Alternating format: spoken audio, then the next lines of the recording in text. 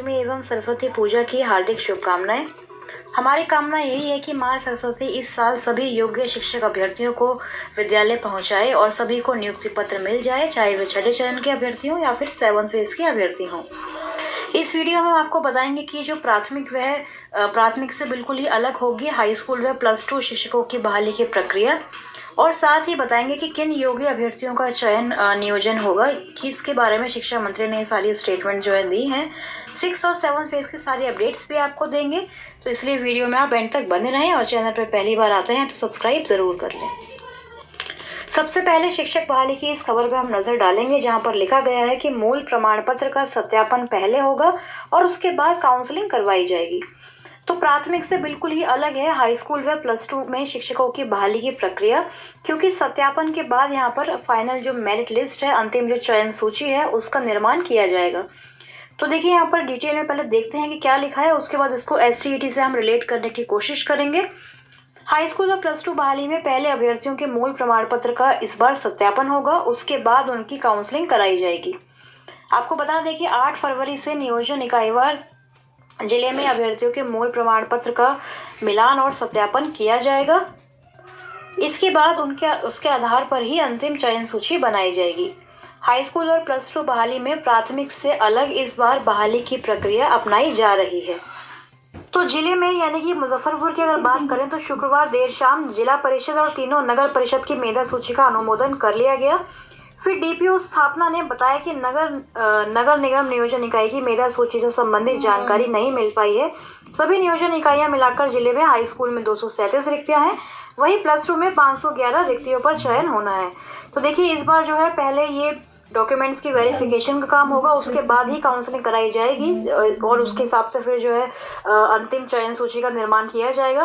तो STET मामले को इससे हम रिलेट कर सकते हैं कि 7th फेज में जब बहाली होगी तो आप लोग जानते हैं कि सारे जो डॉक्यूमेंट्स हैं हम लोग पहले अपलोड कर देते हैं, मतलब कि अगर ऑनलाइन मोड में बहाली होती है तो अपलोड कर दिए जाएंगे।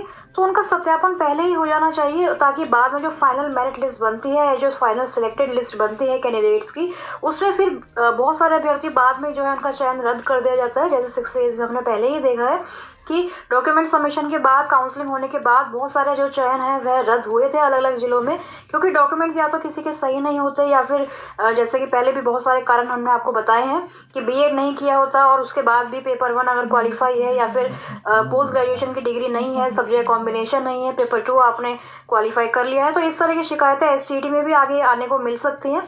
तो इसलिए बेहतर यही होगा कि पहले डॉक्यूमेंट्स की वेरिफिकेशन हो जाए, उसके बाद ही अभ्यर्थी को जो चयन है फाइनल समझा जाए।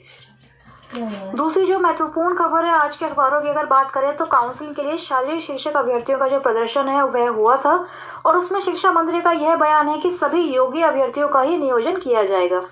तो बहाली की मांग को लेकर, बहाली जल्दी होने को लेकर अभ्यर्थियों ने कल जो फिजिकल टीचर्स के कैंडिडेट्स हैं उन्होंने प्रदर्शन किया था, और उन्होंने शिक्षा मंत्री विजय कुमार चौधरी के आवास का घेराव भी किया था।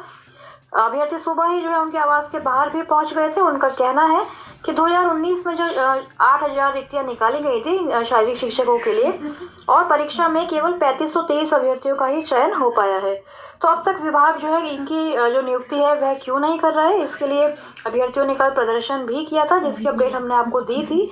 तो इस पर शिक्षा मंत्री ने फिर से एक बार यह कह दिया है कि सभी योग्य अभ्यर्थियों का नियोजन जरूर किया जाएगा।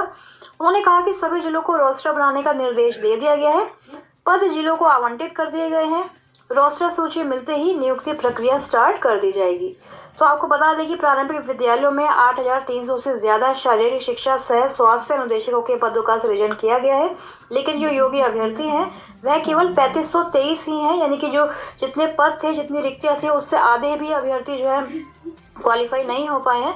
तो इसलिए सभी का जो नियोजन है वह जरूर ही कर दिया जाएगा, लेकिन यह प्रक्रिया कब स्टार्ट होगी, किस दिन, कौन सी तारीख से स्टार्ट होगी, इसका अभी तक शिक्षा मंत्री ने कोई भी खुलासा नहीं किया है।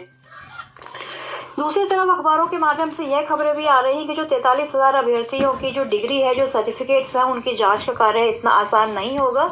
जो 6 फेज में चयनित हुए हैं प्रारंभिक विद्यालयों में शिक्षकों की नियुक्ति के लिए, आप लोग जानते हैं कि 94,000 में से अभी तक केवल 43,000 अभ्यर्थियों के ही जो चयन है वह हो पाया है, और उनके भी डॉक्यूमेंट्स की जांच पूरी नहीं हो पाई, जबकि जो तारीख थी 31 अक्टूबर की थी, आपको अगर याद दिला दें कि 38,000 अभ्यर्थियों के जो डॉक्यूमेंट्स हैं उनका वेरिफिकेशन 31 अक्टूबर 2021 तक ही हो जाना था, जो आज तक भी पूरा नहीं हो पाया है। तो अब किस प्रकार से सरकार 25 फरवरी को सभी चयनितों को नियुक्ति पत्र देगी, यह सरकार को ही पता होगा, क्योंकि केवल 20 दिन का समय जो है बचा है और 2 दर्जन राज्यों से जुड़े सर्टिफिकेट्स की जाँच अभी बाकी है। तो देखेंगे किस प्रकार से ये जो जांच का कार्य है वह हो पाएगा, या फिर केवल बिहार टीईटी का सर्टिफिकेट ही जांच कर लिया जाएगा। दूसरी तरफ जो शिक्षा विभाग के अपर मुख्य सचिव हैं संजय कुमार, उनका भी व्हाट्सएप पे एक जो रिप्लाई है उसकी इमेज भी सोशल मीडिया पर वायरल हो रही है, जिसमें अभ्यर्थियों ने उनसे पूछा था कि जो गाइडलाइंस हैं प्रारंभिक शिक्षक नियोजन की और जो माध्यमिक शिक्षक नियोजन को अभ्यर्थियों को नियुक्ति पत्र मिलना है, उसके लिए दिशा निर्देश यानी कि जो गाइडलाइंस है उसको वह कब तक रिलीज करेंगे। तो इस पर संजय कुमार का जवाब आया था कि बाय नेक्स्ट ट्यूसडे, यानी कि अगले मंगलवार तक, जो आगामी मंगलवार है, ट्यूसडे है, तब तक जो गाइडलाइंस हैं वह जारी कर दी जाएंगी।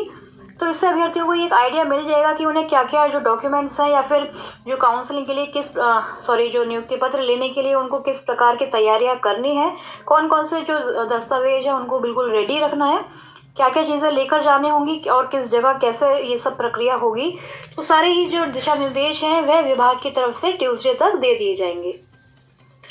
वहीं माध्यमिक और उच्च माध्यमिक शिक्षकों की नियुक्ति का जो मामला है, यानी कि 6 फेज के जो 32,000 अभ्यर्थियों की जो बहाली प्रक्रिया चल रही है, उसमें मेधा सूची वाले अभ्यर्थी 8 से 12 तक, यानी कि 8 फरवरी से 12 फरवरी तक सत्यापन कार्य में शामिल होंगे और जो अभ्यर्थी सत्यापन में नहीं आएंगे उनकी दावेदारी अपने आप ही समाप्त हो जाएगी और शामिल अभ्यर्थियों का पैनल भी बनाया जाएगा। तो ये सारी जो डिटेल्स हैं इस संबंध में शुक्रवार को माध्यमिक शिक्षा निदेशक मनोज कुमार ने आदेश जारी किया है। कल हमने आपको बताया था कि जो लेटर है जारी किया गया है, जिसमें करीब 32,000 शिक्षकों की नियुक्ति को लेकर जो कवायद है उसको खत्म करने के लिए यह सारी जो जानकारी है उस पत्र के माध्यम से दी गई थी। साथ ही बताया गया था कि कौन कौन से डॉक्यूमेंट्स जो है अभ्यर्थियों को लेकर आने हैं। वहीं जो मोकामा है पटना का कार्यालय नगर परिषद की तरफ से भी एक जो लेटर है जारी किया गया है, जिसमें यही सारी चीज़ें दी हैं कि +2 का जो सत्यापन होना है काउंसलिंग के दौरान, उसमें कौन कौन से कागजात, कौन कौन से डॉक्यूमेंट्स लेकर आने हैं अभ्यर्थियों को। अगर वह नहीं उपस्थित होते हैं तो उनकी दावेदारी स्वतः ही समाप्त हो जाएगी। पूरा टाइमिंग वगैरह यहाँ पर दिया हुआ है, 10:30 बजे से शाम 4 बजे तक जो है ये कार्रवाई चलेगी। इसमें सभी अभ्यर्थियों के जो मूल प्रमाण पत्र हैं उनको सत्यापन का कार्य वहीं पर किया जाएगा। साथ ही उनको आवेदन प्राप्ति की रसीद की मूल प्रति लानी होगी, सारे डॉक्यूमेंट्स, जैसे कि कल भी हमने आपको बताया था। एकेडमिक डॉक्यूमेंट्स आपके जो भी हैं, साथ ही एजुकेशनल डॉक्यूमेंट्स, जाति, आवासीय सभी प्रमाण पत्र का सेल्फ अटेस्टेड कॉपी भी लानी होती है। तो ये सारी चीज़ें जो है यहाँ पर इस लेटर के माध्यम से भी बताई गई हैं।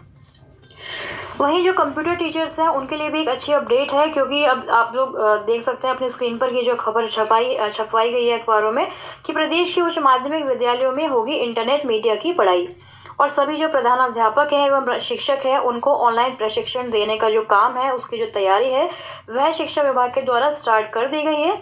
स्वयं शिक्षा मंत्री विजय कुमार चौधरी ने कहा है कि आज के ज़माने में इंटरनेट मीडिया की पढ़ाई बहुत ज़रूरी है, ताकि स्कूली शिक्षा पूरी करने के बाद इंटरनेट मीडिया के बारे में बच्चे पूरी तरह से अपडेट रहें।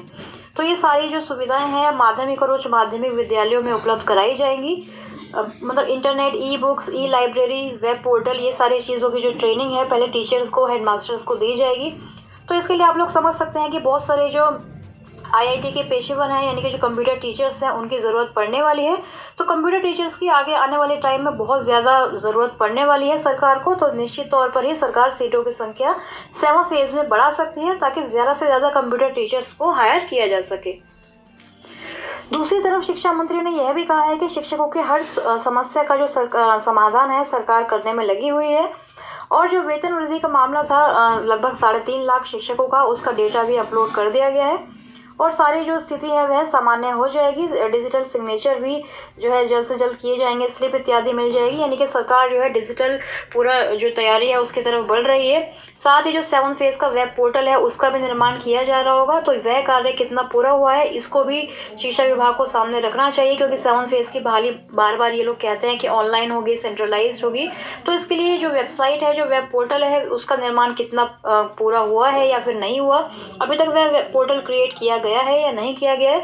तो ये सारी चीज़ें भी अभ्यर्थियों को अब स्टार्ट कर देनी चाहिए, डिमांड रखनी चाहिए कि सरकार इसका भी जवाब दे कि ऑनलाइन जो नोटिफिकेशन आएगा और ऑनलाइन ही जो फॉर्म फिलिंग होगी उसकी प्रक्रिया कितनी पूरी हुई है। तो फ्रेंड्स, इसी उम्मीद के साथ कि 6 फेज का जो अभ्यर्थी हैं उनको नियुक्ति पत्र जल्दी ही मिलने वाला है। इसी महीने में पूरी जो बहाली प्रक्रिया है पूरी हो जाएगी और 7th फेज का नोटिफिकेशन मार्च के फर्स्ट वीक में जल्दी ही जारी हो जाए।